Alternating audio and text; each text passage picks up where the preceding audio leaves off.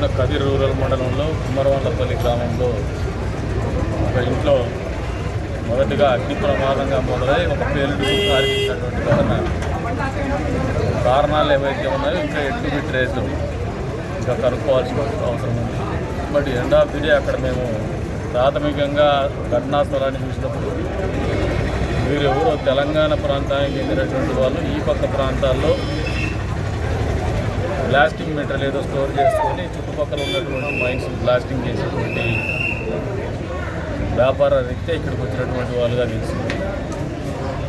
కారణాలు ఏదైతే ఉన్నాయో పూర్తి స్థాయిలో ఫోరెన్సిక్ వాళ్ళు ఇంకా కనుగొనేటువంటి ప్రయత్నంలో ఉన్నారు. ఓవరాల్గా ఒక దురదృష్టకరమైనటువంటి సంఘటన. 31 మంది దీంట్లో బాధితులుగా ఉన్నారు. ఆ 31 మందిలో 4 చనిపోవడం జరిగింది. ఇంకా మిగిలిన 27 మందిలో ఒకరు తీవ్రంగా గాయపడి చికిత్స నిమిత్తం అనంతపురానికి తరలించడం జరిగింది. మిగతా వారికి అందరికీ మైనర్ ఇంజరీస్ ఉన్నాయి. కొద్దిమందికి తలకు గాయాలైనా కూడా ఇబ్బంది పడేటువంటి గాయాలేం కాదు.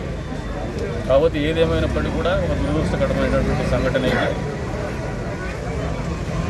ప్రభుత్వం ద్వారా కూడా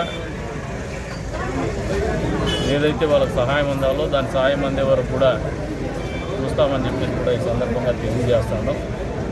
ప్రమాదానికి కారకులైనటువంటి వాళ్ళు ఏదైనా నిర్లక్ష్యం ఉంటే మాత్రం తీవ్రంగానే పరిగణలోకి తీసుకుంటాం.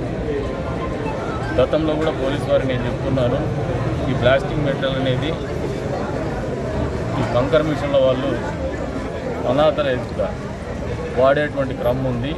కేవలం ఒక సర్టిఫికేట్ మాత్రం ప్రొడ్యూస్ చేస్తారు. ఎవరినో చిన్న స్థాయి వ్యక్తులు తీసుకొచ్చి ఇళ్లలో పెట్టుకొని చేస్తూ ఉంటారు.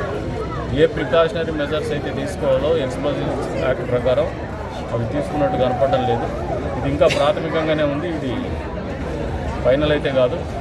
వచ్చిన తర్వాత మళ్ళీ మీద మాట్లాడతాం.